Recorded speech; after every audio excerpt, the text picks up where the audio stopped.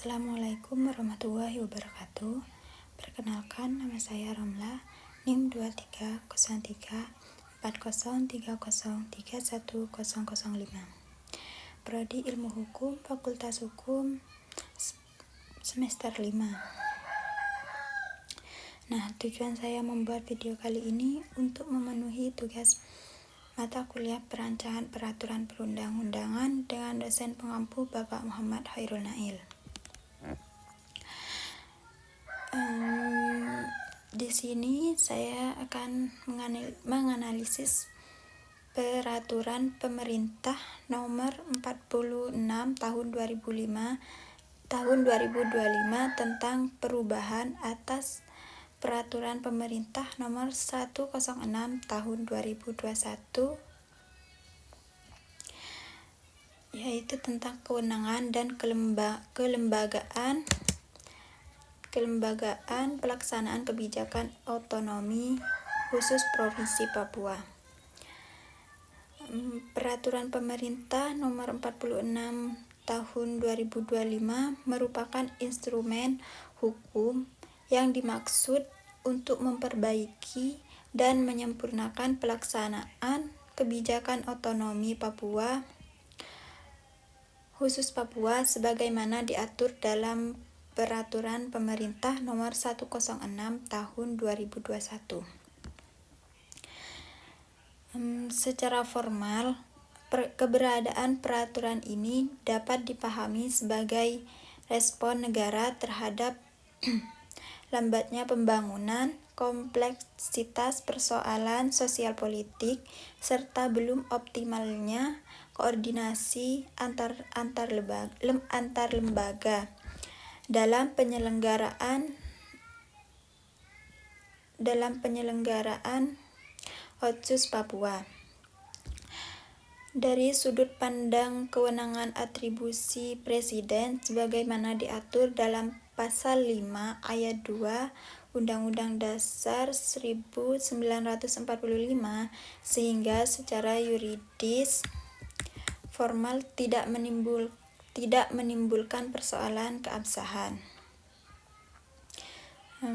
Kalau dilihat dari aspek politik hukum, peraturan pemerintah nomor 46 tahun 2025 mencerminkan orientasi pemerintah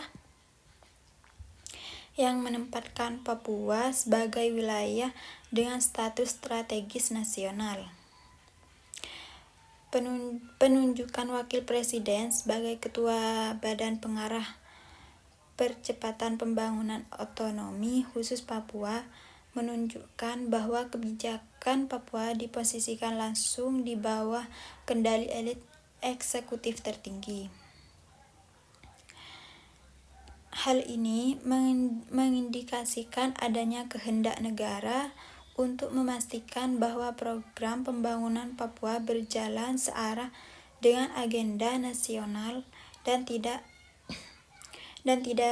terfragmentasi oleh kepentingan sektoral maupun daerah. Meskipun demikian, pendekatan tersebut mengandung implikasi serius terhadap konsep dasar otonomi khusus. Secara filosofis, otonomi khusus lahir dari pengakuan negara atas ketidakadilan histori, ketimpangan pembangunan, serta kekhususan identitas sosial dalam budaya masyarakat Papua. Oleh karena itu, esensi Otsus seharusnya terletak pada pemberdayaan daerah dan masyarakat Papua sebagai subjek pembangunan. Ketika peran pengendali utama justru dipegang oleh pemerintah pusat, maka terdapat kecenderungan pergeseran makna otonomi menjadi sekadar instrumen administratif percepatan pembangunan, bukan sebagai bentuk pengakuan dan penghormatan terhadap kemandirian daerah. Dari perspektif sosiologis, sentralisasi pengambilan keputusan berisiko memperlebar jarak antara negara dan masyarakat. Sejarah panjang hubungan Papua dengan pemerintah pusat menunjukkan bahwa kebijakan yang bersifat top-down seringkali menimbulkan resistensi sosial, ketidakpercayaan, bahkan konflik. Oleh karena itu, tanpa mekanisme partisipasi publik yang jelas dan bermakna, peraturan pemerintah ini berpotensi mengulangi pola kebijakan lama yang kurang sensitif terhadap dinamika sosial dan kultural masyarakat Papua.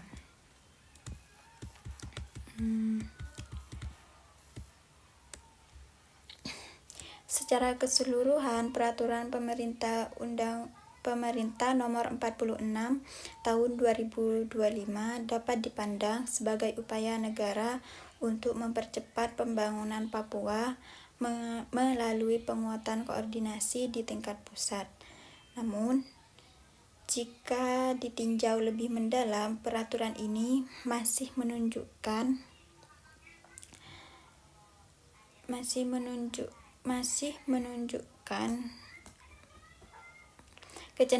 kecenderungan dominasi negara pusat yang kuat dan belum sepenuhnya mencerminkan semangat otonomi khusus yang berkeadilan dan partisipatif. Kritik utama terhadap peraturan pemerintah nomor 46 tahun 2025 terletak pada kecenderungan sentralisasi kekuasaan yang justru bertentangan dengan semangat dasar otonomi khusus. Menunjukkan wakil presiden sebagai ketua badan pengarah memang menunjukkan keseriusan pemerintah pusat. Namun, secara konseptual hal ini menempatkan Papua di bawah kendali langsung elit pusat. Lalu, kritik selanjutnya berkaitan dengan lemahnya representasi daerah dan masyarakat Papua. Ketentuan mengenai satu orang perwakilan dari setiap provinsi di Papua tidak disertai penjelasan mengenai satu orang perwakilan dari setiap provinsi di Papua tidak disertai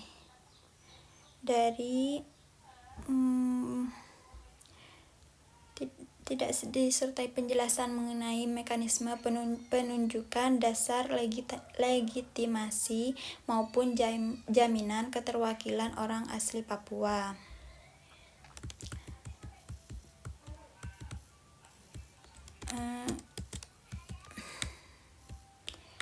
Selain itu, peraturan pemerintah nomor 46 tahun 2025 juga dapat dikritik karena lebih menekankan pendekatan administratif dan birokratis daripada pendekatan keadilan sosial dan penguasaan identitas.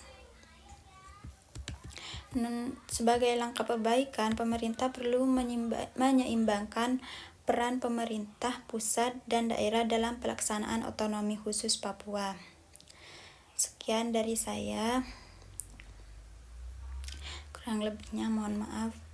Wassalamualaikum warahmatullahi wabarakatuh.